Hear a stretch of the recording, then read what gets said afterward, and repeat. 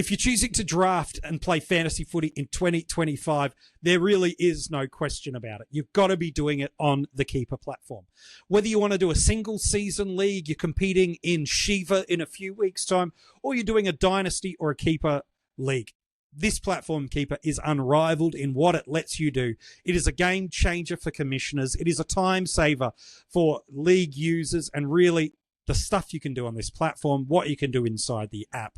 The responsiveness is absolutely unrivaled. It is a game changer for the fantasy footy community that chooses to draft.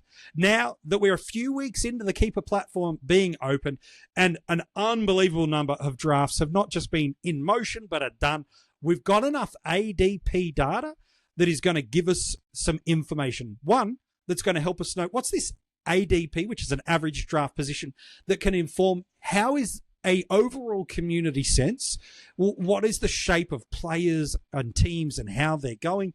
And then I've got some guys that I think are just sliding a little bit more that could offer some incredible value for you on draft day. Of course, the big variables always sit on how many players are in the league and how many sit on field. I know those are the two variables, but I wanted to share this data with you. I think there's some real interesting stuff through there. Who's the most commonly selected players on draft day? Let me give you the top 10, but starting with the top 3. Tristan Cherry, Harry Sheasel, Rowan Marshall. I don't think anyone should be surprised that that is the most common 1, 2, 3 on draft day when you take in positional scarcity into consideration. All of these guys are 110 plus performers and doing it in a line that it's really hard to replicate multitudes of those picks. It's always feels a little easier in the second or third round to be able to still get 105 territory mids. It's a little bit harder to replicate that in other lines. So I see the narrative. I see the understanding why. From a community perspective, Sherry, then Sheasel, then Marshall, they are the top 3 most selected players on draft day. Next 3, all sticking in the midfield. 2 young stars and one that is probably the most reliable premium mid. In at 4, Nick Dacos. Number 5, most commonly drafted in that spot is 5th, is Errol Goulden. And then at 6, based on ADP, it's Marcus Bontempelli. Again, really incredible scores that all 3 of these guys. High-end ceiling, high frequency of ceiling, but just as important is the protection of their scoring basement. Never really hits territories that become league-losing matchups for you in that line. They're some of the most reliable, durable, and consistent premium performers rolling around. And so certainly for people that are veering away from positional volatility or scarcity of defenders, rucks, forwards, that is sitting in that spot. So it's Cherry, Sheasel, Marshall, then Dacos, Goulden, and Bontempelli. Then to round out the top 10 most commonly selected players in that first 10 picks, Tim English. Then in at 8, Zach Merritt, Andrew Brayshaw in at 9, and Zach Butters at 10. So based on ADP, those are the most common 1 to 10 players selected on draft day. Of course, ADP, there's going to be players in those spots that go back a round or 2, others that go earlier that sit through there. But that is the top 10, and really no real surprises to me with one exception. I think Tim English is a little early as a general rule of thumb to be going through there if you were doing a Shiva-style draft. So, a 5-6-1-5-1, probably a little earlier than I'd like to get him through there. But I do understand, if you're doing 12-team, 14-team leagues or multiple rucks with the customizations, I can see why people are really heavy and hangry for their rucks early days. And there is a narrative where Tim English does go back to that 110 plus scoring. So that's the top 10 based on ADP. Cherry, Sheasel, Marshall, Dacos, Goulden, Bontempelli, English, Merritt, Brayshaw, and Butters. I'll tell you the next 20 in a moment, but did you know inside the draft room on the Keeper platform, you can do some incredible things. Not only can you hit that star, make it clear on who you want to put in your queue, and then just a roll of the finger or a click of the mouse, you can curate the queue in order that you like of which player's next. Not only can you do that, but you can also filter through 2024 average. You can filter through the projected averages that sit through there. And now you can also filter through ADP. ADP.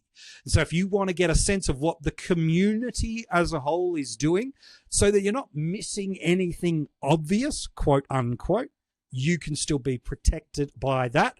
And you can also see who might be offering potential value based on historical average, projected average, your rankings and tiers, and what the community is doing. These are some real critical pieces. Then the next 10 of what's going down, I'll tell you and break them through you in thirds. Lockie Whitfield at 11, Sarong at 12, and Jordan Dawson at 13. No shocks to me about any of these pockets. After the first defender goes off the board in Sheasel, the next for me, rightfully and understandably, is Lockie Whitfield. I know certainly if you're doing a keeper or a dynasty, you'd fade a Zorko. If it's a single season, you're going to be a little bit higher. But Whitfield to me is in and around that pocket, almost regardless of it. So he makes sense. Sarong makes sense. He's a guy that really should be knocking on the door of a 110 midfielder for us this year. He was there for lots of last year and then faded post-buy, while a Jordan Dawson has been that for us before, and it feels like the positional volatility he hosted last year with lack of depth in multiple positions for the Crows, that has gone. And I think a lot of the community are banking on him as a 110 guy and picking him here, which again, if it's a 10-team league, we're talking about on the turn, on average, sort of that third, fourth, fifth guy based on ADP that's going on the turn if it's a snake style draft. Locking him at your M1, if you're pairing him with an English or maybe he's M2 to go with a Goulden or a Merritt, absolutely makes a lot of sense why people will do that. The next three players based on ADP, so 11 is Whitfield, 12 is Sarong, 13 is Dawson based on ADP. The next three to go is Tom Green, Sam Flanders, and Max Gawn. Look, all three for me, probably a little earlier than I would like any of them to go, but I see the what and the why. It's not the craziest of this top 20 for me that's sitting in this pocket. Green, prior to the season hurdle injury that has just come out over the last couple of days, this data's been correlated before that. I see that he'll slide a little bit now on drafts because, well, he should be back early in the year. No one loves to use an early second round pick on a guy that's not going to be there guaranteed to start the year. So I understand and expect he to probably give us a little bit more value in another 2 weeks' time. Flanders is probably people stretching a little bit for a top end defender. I think he's still going to be a 100 guy, but I'm not too sure he'll be much more than that. And that Max Gawn, positional scarcity is driving a few people through there. That based on ADP, there's 3 rucks already off the board. Gawn is the last of the top tier rucks I have in my tiered rucks. And again, some coaches love to lock away that 110 territory ruck, and I see why they do that. If you do want to get my draft tiers and ranks, they're available for our breakout and our premium tier Patreons. We've got the link inside the description of this episode. So if you've got a draft coming up, jump in there. It is listed for you tier by tier. We've got 50 forwards and defenders, 70 mids, and I think it's like 15, 20 rucks are all sitting in there, broken into tiers with my projected averages, and it just helps you figure out when you're going through your draft, as well as doing your own tiers and ranks. Okay, have I got any tier 1 guys left in a certain line? Or there might be 2 or 3 tier 2 guys in a few spots, but you've got to address another issue somewhere else. It just helps you with making those informed decisions on draft days, and is just another tool in your quiver when it comes to draft day. Then the final 4 guys that are commonly going inside the top 20 based on ADP: Nick Martin, Jack Steele, Josh Dunkley, and Noah Anderson. Honestly, not a fan of Nick Martin and Jack Steele going at these points on draft day. I think both are considerable regression candidates to me. Martin, because he's not in that halfback playmaking distribution role anymore. He's more playing centre forward with some inside mid. And Steele now has, well, support politely sitting in this midfield with the like of a Jackson McRae's. Such a high scoring from transition player. And if you go back and listen to the episode of the 50 Most Relevant I did with Jaden, we talk about the scoring from transition, not only of McRae, but how much of it that Jack Steele got. I just think both of these guys, you're drafting based off seasonal averages the year before, not a New Year's perspective. So I don't like that, but I do like it for you in your draft as people look and filter through ADP. They're like, oh, this is the place to get Nick Martin. He's the best defender left. No, I think there's some better options that you'll get for better spots later in the draft. Like, you've still got guys that are in sort of the next packet of 10. I politely, over a Nick Martin, would rather love a Nazaya Wanganeen Miller, who you can get anywhere from 10 to 15 picks later on draft day. Jack Sinclair, probably a similar sort of pocket. If you want to go for some forward line, based on ADP, about 6-7 spots later, we're seeing a Jason Horne-Francis anywhere up to 10 picks later. Based on ADP, we're kind of seeing a Bailey Smith sort of going a little bit. So I'd much rather these guys, let alone Rosie that's sitting in here, Walsh. I don't mind him as a pick that's sitting through there, and some others before we get into the sort of the 30s, 40s, 50s sort of ADP. I just feel like you're overpaying for both of those two guys, which for you is good news, because others that may not be as informed and switched on draft day as you could be overpaying for guys that I think are regression candidates. Dunkley, I don't mind in the top 20, and I don't mind Noah Anderson. Probably stretching that he's going to score more based on captaincy. Whether or not that's a true thing or not, we'll wait and see. So those are the top 20 players and where they are going on the Keeper platform. Is it similar to your draft tiers and ranks, both the vertical and the horizontal rankings? I'd love to know. If you're watching this on YouTube, comment below and let me know. And if you're listening to this on social media, well, not on social media, listening to this as an audio podcast, let me know on social media what you're doing with it.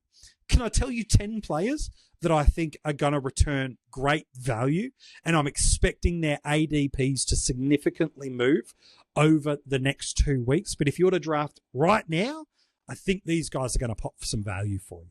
Let me tell you their ADP, and then let me tell you their name. Tim Taranto, he's commonly going at a spot of 45 on draft day. This is a guy that in the 2023 season, up into the bye, he was going 120 for us on Keeper platform scoring. That's unbelievable and undeniable value. I think people are often getting him at M2. I am seeing some people land him at M3. To have an ADP of 45 is just wild to me. That's 5th round selection when he's got M1 ceiling. So should he be your M1? He shouldn't be based on where you're picking on draft day, but his output is absolutely that potential. So I think him at 45 with ADP is absolutely brilliant value for you on draft day. Liam Baker, I think, is another sneaky value option for us. Again, it's in contrast to guys like Horne-Francis, Rankin, Smith, McRae, who, depending on who you're talking about, upwards of 50, 60 selections earlier going. You're getting him so much later. And if he's scoring off this halfback role that he has for us, that could be unbelievable. 83 is his ADP at the moment. Mid-forward eligible, but don't panic, because with Keeper having triple position player eligible as an option for you to turn on in your settings for your commissioner, this could be a really important piece, not only because scoring in the close proximities of that sort of 90-plus range of top-line forwards, but imagine having a mid-forward defender that could just cover your backside through those mid-season buys, depending on whether you're playing through there or not. Gosh, a player with TPP potential? Yeah, I want my hands on that. About 10 picks later, another guy like the value spaces that he's offering at the moment is a Matty Roberts. He's on average going at pick 92 on draft day. Again, got D1 potential, but you don't have to pay for that. That's really D3 sort of territory. D2 for those that are really running skinny on defenders. He's got D1 potential. So to me, I really like the value of what Matty Roberts is delivering. He's going in an ADP of 92. 108 on average is where you're going to get yourself a Harry Perryman.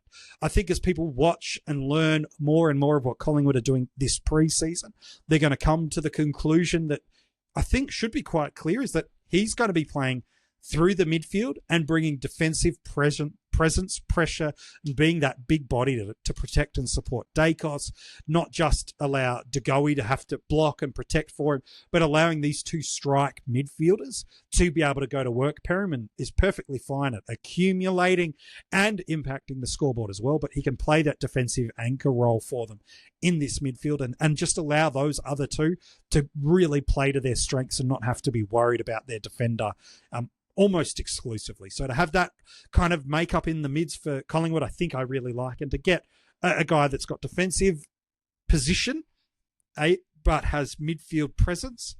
Really like what he could be. Temper how big it could be, but at 108 on average on draft day as the pocket, I think that's nice. The next player I think that's just offering unbelievable value for you on draft day in it, an ADP of 115 is Adam Chera. Look, the classic coaches and salary cappers are frothing this. One, not just because of his price point, but B, because, man, this fixture early days is running hot, starting with Carlton. He's got ceiling for days about him, and you could protect a injury risk pick of Adam Treloar really easily. One, you can do it with an injury threshold where your emergency player comes on and protects that. You can set that exactly to the levels that in your league and your commissioner can do that. It's super simple and easy to do. The second is just draft another mid.